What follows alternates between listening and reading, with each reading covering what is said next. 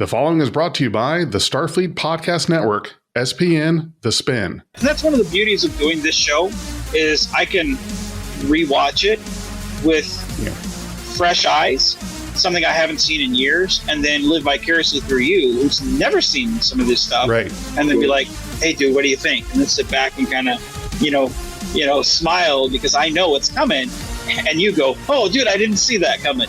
That's part of the beauty of these.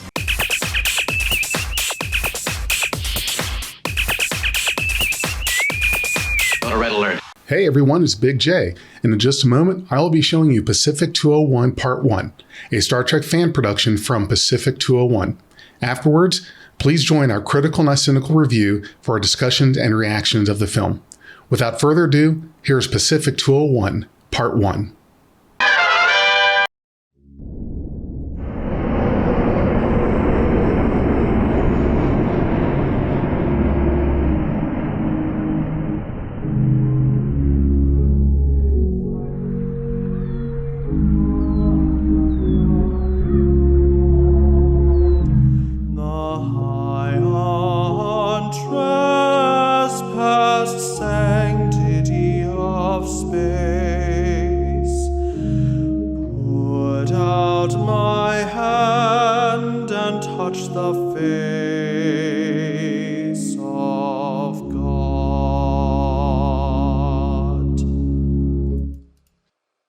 Please be seated. Commander Alisa Vandre will now come forward to provide final remarks.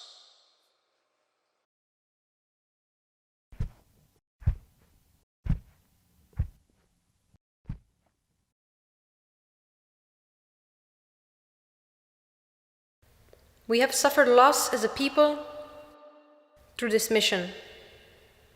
But we must not let this disaster impede our drive for exploration, our wonder of the unknown. We must remember Earth is not alone in splendor. Other solar systems, planets, and cultures have much to offer, a beacon to Earth since we began exploring the skies. Expanding horizons is part of who we are. It is a part of us we have forced into silence and inaction all my life. We become disillusioned with possibility and proactivity as a planet at the expense of our growth as individuals. But fear will never protect us, though it may act as a temporary shield. It stunts our development as a people and as individuals. Overcoming that fear today benefits more than just this people, this time, and this place.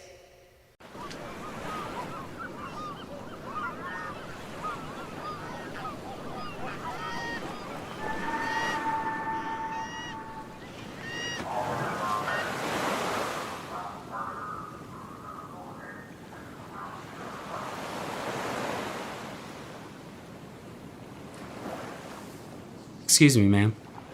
I'm with Starfleet Intelligence. I understand this may be a bad time, but... I know. Commander Bruno's been asking to see me. That's correct, ma'am. And if I may be honest... You may? Just between us, the commander is beginning to think that you may be purposefully avoiding speaking with him. I already filed my report with the Judge Advocate's office. Commander Bruno can read it. It should answer all of his questions. There were a few points Starfleet Intelligence wanted to clarify. Does he really think it necessary? I'm afraid so, ma'am. What shall I tell the commander?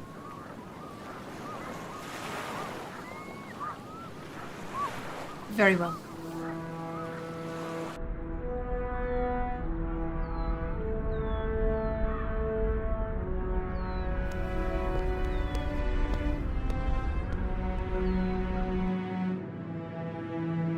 Now, just so there's no misunderstanding, Starfleet has declined to pursue any charges against the Pacific Bridge team, and you are under no obligation to answer any of my questions.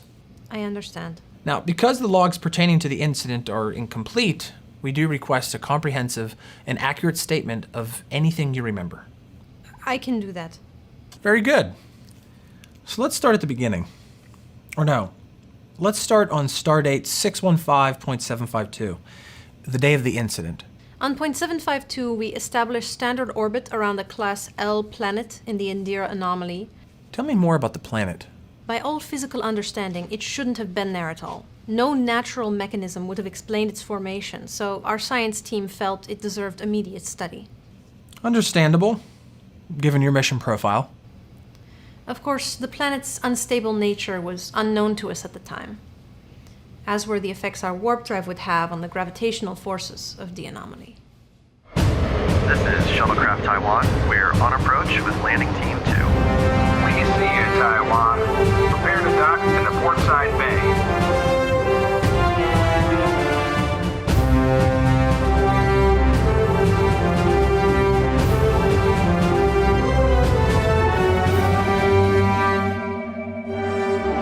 Shuttlecraft Taiwan, tractor lock confirmed. We're go for docking. Copy that, Pacific. I am taking her up.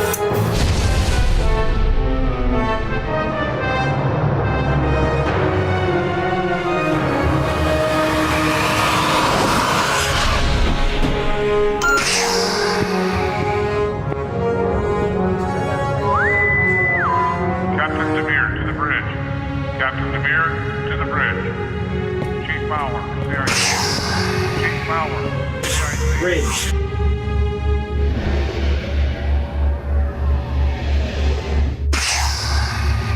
Might want to calibrate the sensors. Give me that hypersonic. Captain, we're having trouble maintaining orbit. Explain.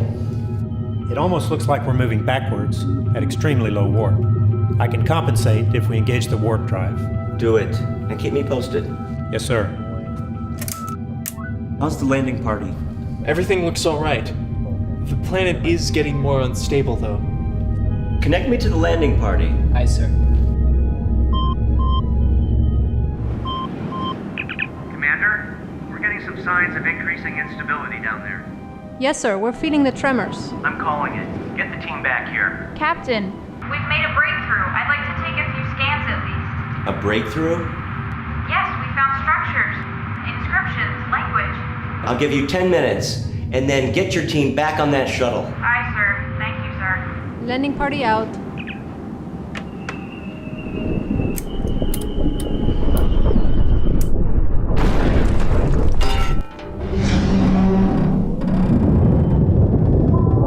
What was that? The warp effect is accelerating. Compensate. Compensating. Whoa, stop! What is it? There was a spike in the gravity shear right when Owsley kicked in the warp drive. You just noticed this now? I'm sorry, sir. I didn't know what I was looking for. Here, this is what happened when we started using warp. It's exponential. That means the planet has already passed critical stability. What? I can't explain it. Get that team back here. Get us out of here! Way ahead of you.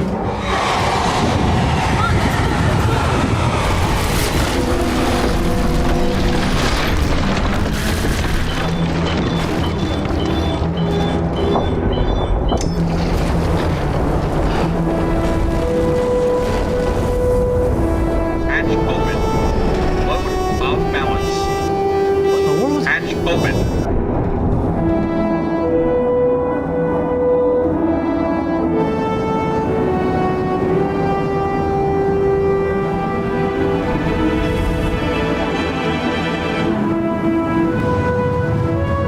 Everybody's in. Let's go. All right, seal the hatch and hang on.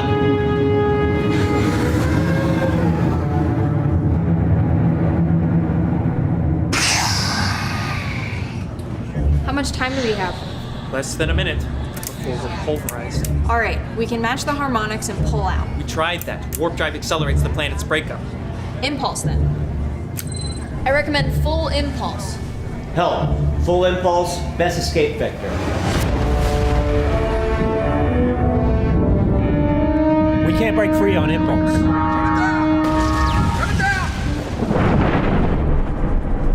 Raider? There has to be a gravity differential or something. Captain, look!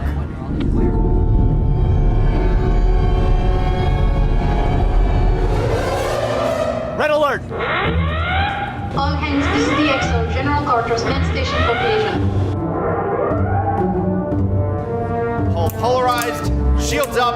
online. Helm, point our nose into the debris. 10 seconds to impact. Our shields can handle this, right? All hands brace for impact.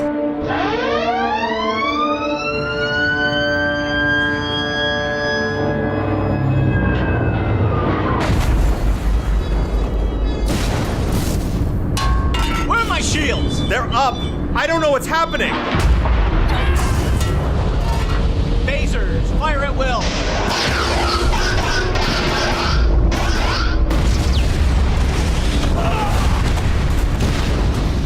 There's a problem with the reactor.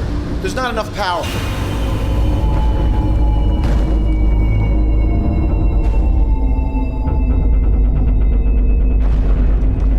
You mentioned using point defense phasers only after the shields proved ineffective. Do you think that it would have been better to employ these measures from the beginning? In retrospect, yes, but we had no reason to believe the shields wouldn't work. Or perhaps if your science consultant shared more of her data with the bridge team? I have no complaint regarding the performance of Lieutenant Lucy Rader. But that sentiment wasn't shared by the entire crew, was it?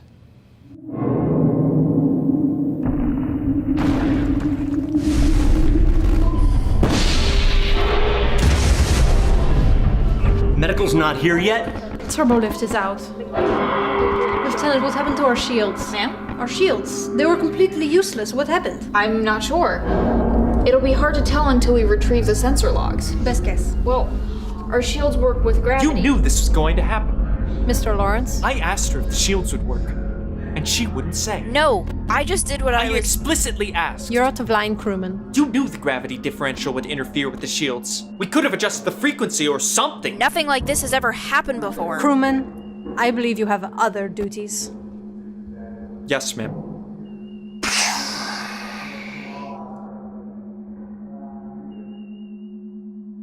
Is there a problem here?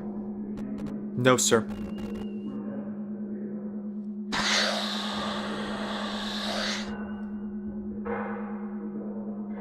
It looks like we weren't prepared for this mission. Our sensors apparently couldn't detect a very dangerous aspect of this anomaly. A subspace gravity differential, sir. Our shields, sensors, warp drive, nothing's tuned for it. Very good. Commander, we lost 22 crew members, and 9 more are still missing. I understand. Do you? What have we got? I think we've got a partial distress signal out. Very good.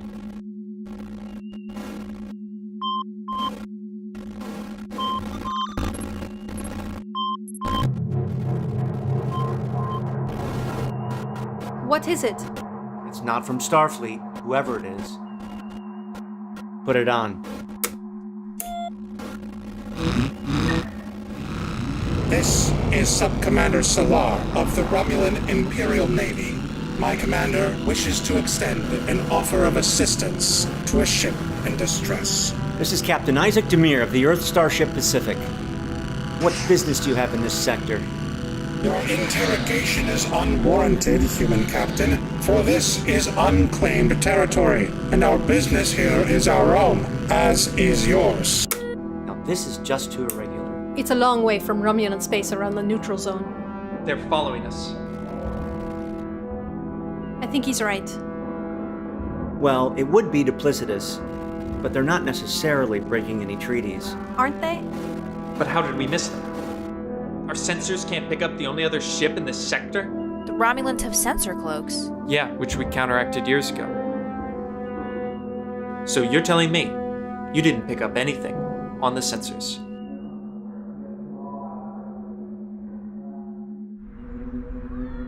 You seem to let crewman Lawrence express himself quite a bit. Honestly, he was expressing valid concerns. He was way out of line. Agreed. And perhaps justice could have been a bit more swift for crewman Lawrence. But you really underestimated my crew. Me? Starfleet intelligence. The situation was suspicious, and my crew immediately noticed. Absolutely nobody could have predicted that the Romulans would appear. Much less under the pretense of humanitarian aid. Of course not. But Somebody could have predicted that the Romulans would be following us, and somebody could have included that in the mission briefings. All right, let's not get hung up on who did what and why. Let's just continue with the timeline of events. The Pacific was dead in the water. Sensors were down, and Captain Demir recommended we take up line-of-sight observation of the Romulans with telefocals. Meanwhile, repair efforts were underway across the ship, but with the antimatter reactor damaged, many crucial systems were still down. Then, on Stardate .755 at 1400 hours, Chief Engineer Gabriel officially declared the reactor a lost cause. What about the fusion reactors? We gave those a run for the money with the impulse burn. With all the systems running, I don't think they would last that long. Not unless the Bassards are working. Noted. Any word on the Romulans? Sensors are still down, sir. But we're working on it. Keep me informed. Yes, sir.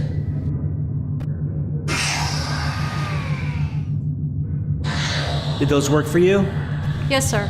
We can track them visually from the upper gallery. Let's get someone on that post 24/7. Yes, sir. It just makes me uneasy, them hovering above us like that.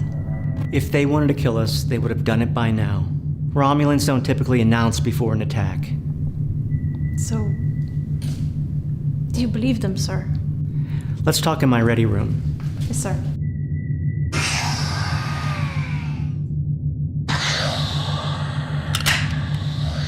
Okay, try it now.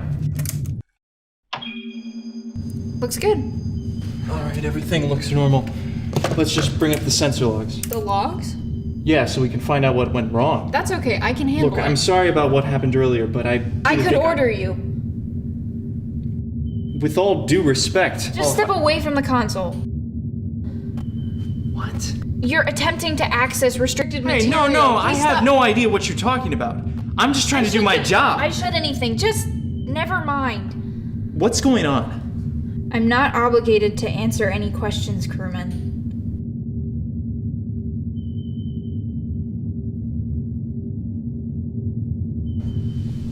Did you see that? Couldn't miss it. Something is going on. Classified sensor logs, the Romulans. Put me through to the Romulans. Captain, sir. What is it? I would like to raise a formal concern, sir. Check in with your Master Chief or the XO. We're in the middle of a crisis here. Yes, sir. I think that's what Mr. Lawrence is getting at. Nothing's adding up, sir. I think a lot of the crew have some questions about the Romulan vessel, sir. And now this business about the classified sensor logs. Classified sensor logs? Captain, sir. She's been hiding information about the Romulans. I can explain, sir. You can't just explain this away. One at a time. Lucy. No, wait. Everybody listen. This nonsense stops right now. The Romulan vessel was known by Starfleet intelligence. Certain crew members have specific privileges and clearances, like Lieutenant Rader here. So the Romulans have been spying on us? And we've been covering for them? Look, I can't answer all your questions, but I can't have baseless speculation tearing this crew apart. That will be all. Contact the Romulans. We can't do this alone.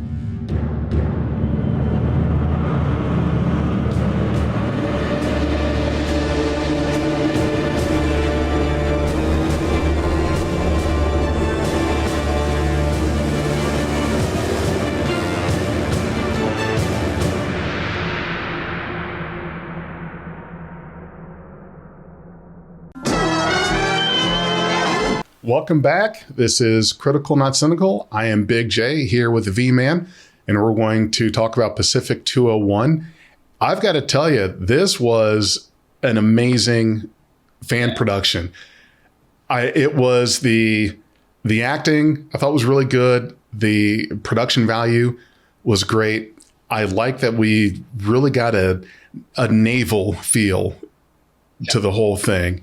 And one of the things that I think, I don't think that we tend to forget, but we get those reminders that Starfleet is like the Navy. I mean, if we're going to compare it to any of the armed forces we have now, and this has been stated on several occasions, that Starfleet is very naval oriented. type of organization. And I like that we saw that here. The interiors, it felt like you're on a futuristic submarine on the bridge and such. So I was immediately impressed with it.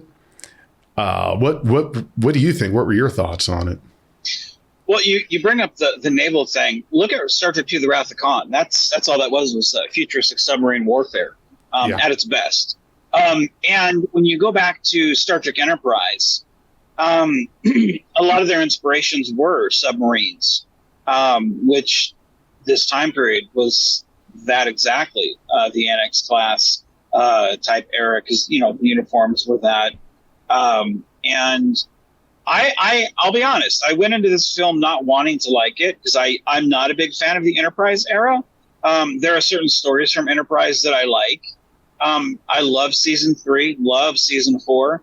I think season 3 is some of the best Star Trek there is because of how serialized it is, how dark it got for the crew, and then them to overcome those odds. I thought it was great. The ending was a little clunky for me, but I thought overall the arc was really great. It made me care about the characters, where the first 2 seasons I thought kind of sucked ass. Yeah. But I thought by season 4, I felt that the series came on its own. So going into this, I was like, it's kind of half or half on, I'm not wanting to like the film. However, within the first 2-3 minutes of the film, I was like, man, where's my popcorn? I gotta know what's going on. And with less than 20 minutes, I think it was gripping, because you're wondering what's going on. And the raising of the eyebrows, and not in that Vulcan way, you're wondering, like, what's going on?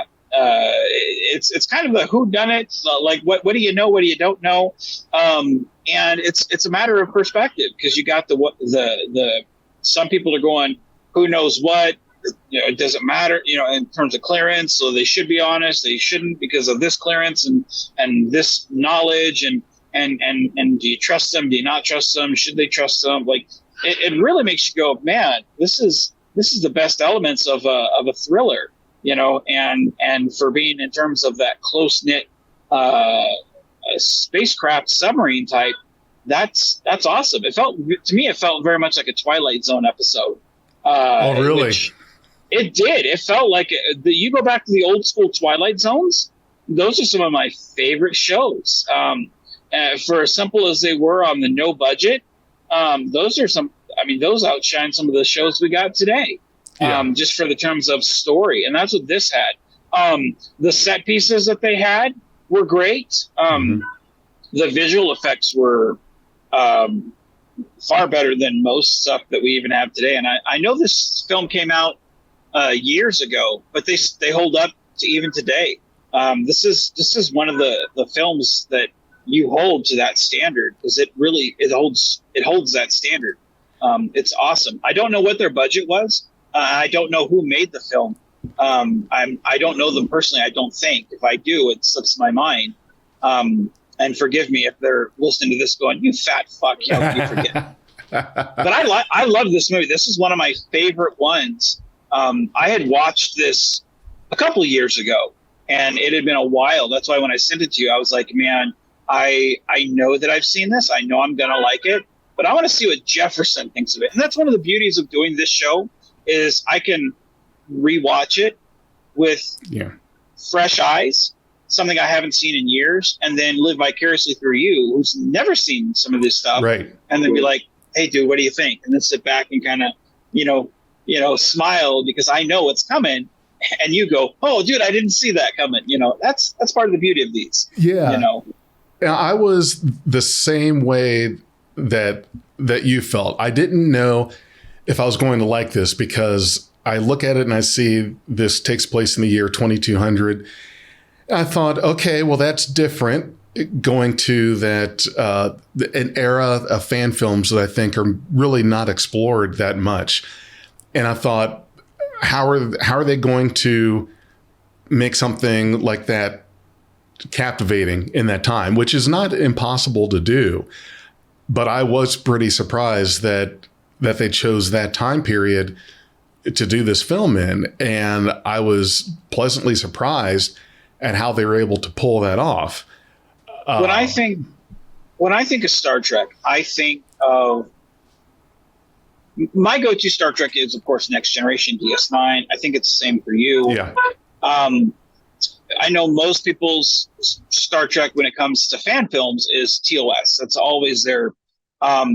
So when I see the poster or thumbnail for this, and it's so far off my radar of what a Star Trek fan film is supposed to be, right? I go into it thinking, I don't know if I'm going to like this. I don't know if it's just not what my expectations are. And then it blows out of the water what my expectations were. And I'm like, my God, I would put this up there in the top 5 of my Star Trek fan films in terms of just what it brings in quality character. Because that's ultimately what Star Trek is all about. It's about the character.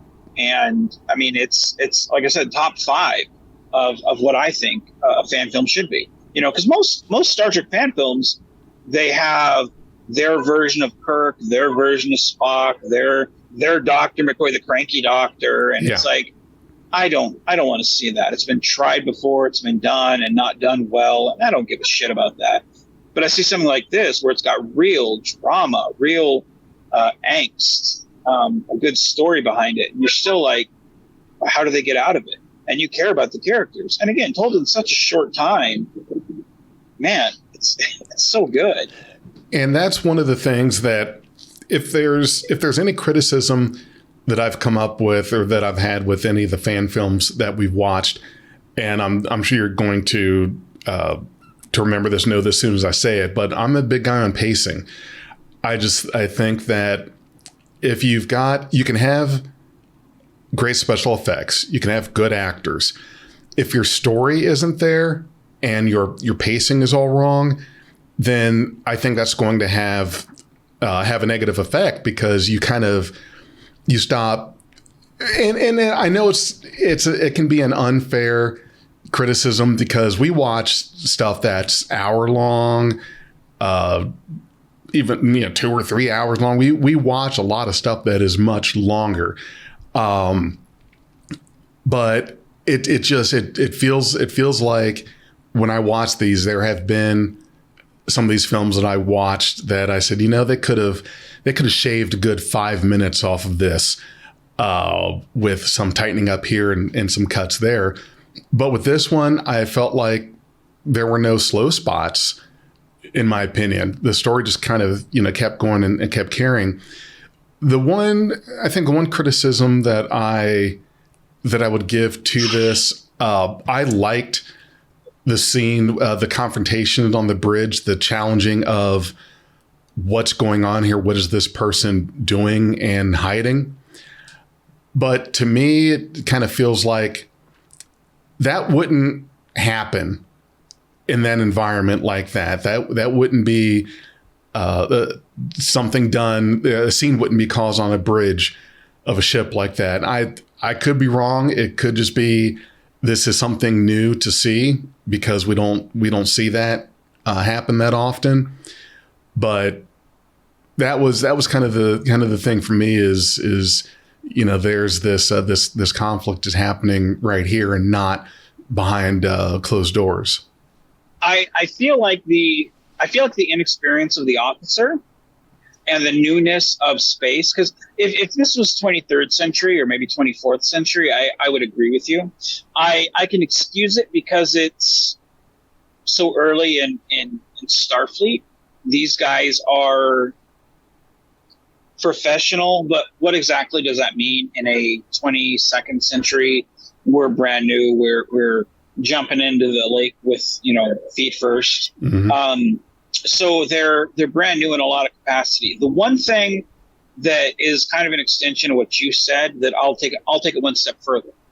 I felt the tension on the bridge and calling the bullshit out was kind of sort of far-fetched, but I can excuse that where I couldn't, or where I kind of was like, I don't know, was when the captain comes on I felt like that would have been the moment where the guy was like, "Oh shit, no sir, no sir, no, no, no," instead of looking at him going, "Bitch, what?" Like, I felt like that would have been like, no. I felt like if you were ever going to redeem that aspect of the story, that would have been the moment, because that would have been the moment where he catches himself, where he's like, I am stepping over the line. And then later on, when he is kind of poking, going, "Hey, what is this?" Because that's the moment where he's like, "Okay, I've stepped out of line. Now I'm catching myself. Hey, wait a second, I'm right." And that would be where he kind of goes and kind of pushes the point where, it justifies why he acted that way, where the whole time he's like, "No, I'm right. I'm right. I'm right. I'm right. I'm right." Well, to me, it's like you kind of needed that. Hey, back off.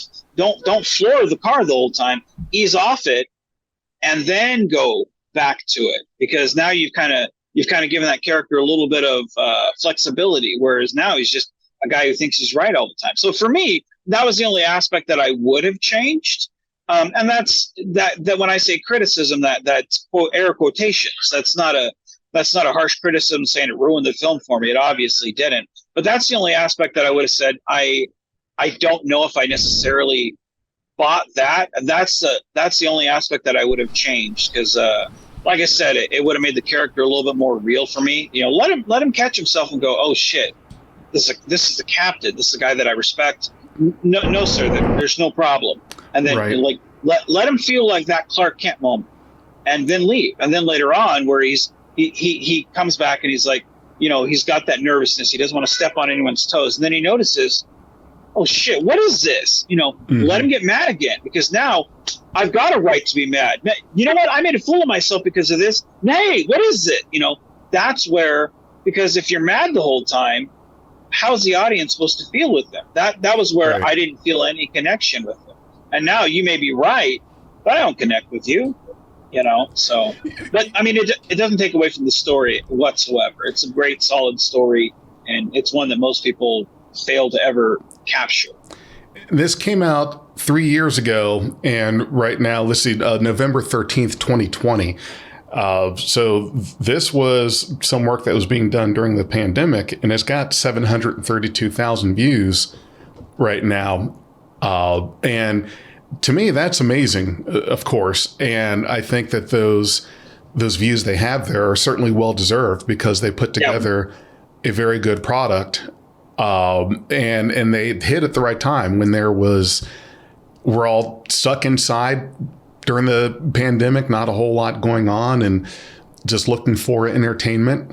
And I think that this definitely hit at the right time. And there was a comment on the video about the fusion of early Federation, classic Trek, and modern naval aesthetics is supremely well done. And like I've said before, it was good, and it had a compelling storyline. And they made a time period of Star Trek that we have really not seen, and made it interesting. So, well, I mean, that was one thing that, I think we all kind of wanted the Xindi arc to be the Romulan War, type, because that was something, we all wanted to see that in Enterprise and never got it. And I know we got books and stuff about it, but it's not the same, And so, like, when the Romulans, show up, I really expected it to be the Klingons, when they got a communication, because everybody always does the Klingons, to the point where it's like, the Klingons are overdone. Who cares? So when the Romulans show up, I'm like, oh shit, yeah, let's see some damage. I love that. Any chance to get to see that, history, and the ship design was totally beautiful. I don't know who came up with that design, but it's a beautiful ship, and it's something where it's so easy to look at and cast it off as, I don't care about that era, so I don't want to know about it. But it's definitely a film that I would recommend to anybody, even if you're not interested in that point in history. Go watch it, because it's one that if you're not interested, you'll soon become interested, simply because of the characters. Now, one thing I will say, and I was I was blown completely away by it. When that planet blows up slowly and you see it just slowly start to blow up, that was beautiful, not just on a CGI level, but just on what they did, because it's kind of an oh shit moment. Yeah. And then when the ship turns around and flies into it to kind of avoid, all this damage, again, it's kind of an OS moment. Yeah. And I loved that, because very, very seldom in fan films do we do that. A lot of times they have the classic Constitution flying past the camera or going into warp, or we have our Trek moments that have been done so much well on the big screen or small screen, and that we have to have it duplicated on the fan film screen. And they chose to do something that, hey, it's not been done. Let's do this better. And I like seeing things that haven't been done. Yeah.